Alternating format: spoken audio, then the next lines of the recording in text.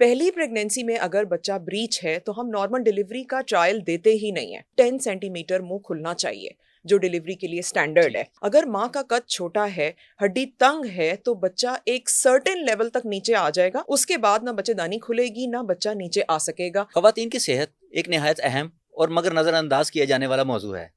लोग इस पर बात नहीं करते। खवातीन डॉक्टर्स के पास जाके वो क्लियर अपनी बात नहीं बताती, उनकी हेल्थ कॉम्प्रोमाइज़ ही रहती है। आज हमारे साथ मौजूद हैं मारूफ गायनाकोलॉजिस्ट डॉक्टर रबीका रिजवान। उनसे जानते हैं कि खवातीन क्या क्या इश्यूज उन्हें पेश आते हैं और वो किस तरीके से उन्हें टैकल कर सकती हैं। अस्सलाम वालेकुम मैडम। वालेकुम अस्सलाम। कैसी हैं आप? अल्लाह का शुक्र, थैंक यू। सबसे पहला सवाल कि जब भी डिलीवरी का टाइम आता है, डॉक्टर्स ये क्यों कह देते हैं कि जी सी सेक्शन करना पड़ेगा, बच्चा उल्टा है या फिर ये डिलीवरी हो नहीं सकती नॉर्मल, ये क्यों रीजन सामने आती हैं साहब? अगर तो ये रीजंस गायनाकोलॉजिस्ट एक्सप्लेन कर रहे हैं तो ये 100% दुरुस्त होंगे। क्यों? क्योंकि एक गायनाकोलॉजिस्ट को पता होता है कि कब किस मोड़ पर हमने नॉर्मल डिलीवरी का डिसीजन क्विट करके सी सेक्शन की तरफ प्रोसीड करना है। अब जैसे आपने कहा बच्चा उल्टा है, पहली प्रेगनेंसी में अगर बच्चा ब्रीच है तो हम नॉर्मल डिलीवरी का ट्रायल देते ही नहीं है। इसे कहते हैं प्राइमरी ब्रीच, यानी बच्चा वैसे सर की तरफ से होता है, माँ की हड्डी में नीचे से, तो वो नॉर्मल डिलीवरी कर लेगा, लेकिन जो ब्रीच होगा उसके लिए हम नॉर्मल डिलीवरी का ट्रायल नहीं देते। अब दूसरी बात कि ऐसा प्रोसीजर जिसमें हमने आधे रास्ते तक पेन्स भी ले ली, आधे रास्ते तक डिलीवरी का प्रोसेस भी चला गया, लेकिन ऐसा क्या हुआ कि हमें सी सेक्शन करना पड़ रहा है, तो उसमें 2-3 वजूहात हैं। पहली वजह, अगर माँ का कद छोटा है, हड्डी तंग है, तो बच्चा एक सर्टेन लेवल तक नीचे आ जाएगा। उसके बाद ना बच्चेदानी खुलेगी ना बच्चा नीचे आ सकेगा, जिसकी वजह से हमें सिजेरियन करना पड़ता है। दूसरी वजह, अगर किसी रीजन की वजह से बच्चे का डिस्ट्रेस आ गया और बच्चे ने पखाना पास कर दिया, जिसे हम मेकोनियम कहते हैं, ग्रीन कलर का, तो वो बच्चे की धड़कन को ख़त्म करता जाता है। बच्चा अपना ही मेकोनियम खुद से पी लेता है, जो कि एक बहुत बड़ी इमरजेंसी है, जिसमें हमने ये देखना होता है कि अगर तो बच्चेदानी का मुंह पूरा मुकम्मल खुला हुआ है, ठीक है, फाइन, हम इंस्ट्रूमेंटल डिलीवरी करके बेबी को आउट कर लेते हैं। लेकिन अगर बच्चेदानी का मुंह नहीं खुला, जो कि कितना होता है, 10 उंगली मुंह खुलना होता है। अब 1 फिंगर 2 फिंगर सेंटीमीटर्स के हिसाब से अगर हम देखें तो 10 सेंटीमीटर मुंह खुलना चाहिए, जो डिलीवरी के लिए स्टैंडर्ड है। अगर वो नहीं हो सका तो हमें सिजेरियन की तरफ जाना पड़ता है।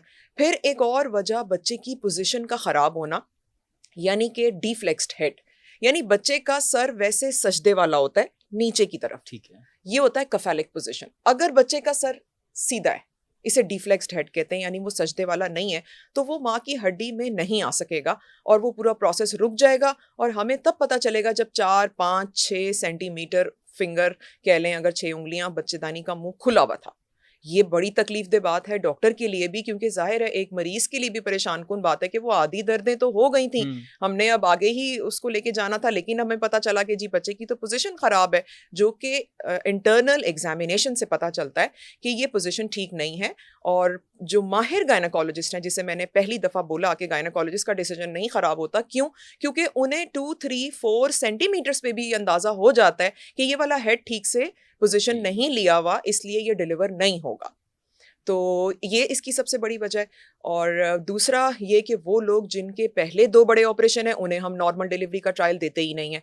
प्लेसेंटा प्रीविया मेजर डिग्री, यानी पूरा का पूरा प्लेसेंटा यूट्रस के मुंह पे है, नहीं करते नॉर्मल डिलीवरी। नहीं, कितने टाइम तक नहीं नॉर्मल हो सकती उनकी? ये तो करते ही नहीं, ये तो हमेशा ही नहीं होगी। अगर किसी के 2 बड़े ऑपरेशन है, यानी 2 दफा बड़ा सिजेरियन हो चुका है, सी सेक्शन हो चुका है, अब वो तीसरा, चौथा, 5वां बच्चा भी ऑपरेट से ही होगा। तो अगर जिसका पहला हुआ है, अगर तो जिसका पहला हुआ है तो हम दूसरा नॉर्मल कर सकते हैं। अच्छा, नॉर्मल हो सकता है। हाँ जी, ये बिल्कुल आपने अच्छा सवाल पूछा। पहले ऑपरेशन के बाद हम ट्राई करते हैं, अगर बच्चा कफेलिक है, यानी उसका सर नीचे है, माँ की हड्डी ठीक है, माँ का कद दरमियाना है, बहुत ज़्यादा छोटी हाइट नहीं है, तो हम पहले ऑपरेशन के बाद दोबारा नॉर्मल डिलीवरी का ट्रायल देते हैं। मैं कई पेशेंट्स के करती हूँ डिलीवरी, प्राइवेट हॉस्पिटल्स में भी, छोटे सेटअप्स, बड़े सेटअप, सब जगह हम करते हैं। लेकिन अगर 2 ऑपरेशन हो गए तो अब मुश्किल है। हालांकि मैं आपको एक इंटरेस्टिंग बात बताऊं, मेरे करियर में एक ऐसी पेशेंट भी आई कि जिसके 4 बड़े ऑपरेशन थे, लेकिन वो कहीं पेरिफेरी गांव देहात से इमरजेंसी में आए एकदम, और वो बच्चेदानी का मुंह खुला हुआ था और हेड बिल्कुल इंट्रोइटस के पास, यानी ऐसे था कि बस हमने उसको डिलीवर किया, लेकिन हुआ क्या, प्लेसेंटा फंस गया। तो इसीलिए 2 ऑपरेशन के बाद इंटरनेशनली ये गाइडलाइंस सेट हो चुकी हैं कि आप ट्राई ना करें।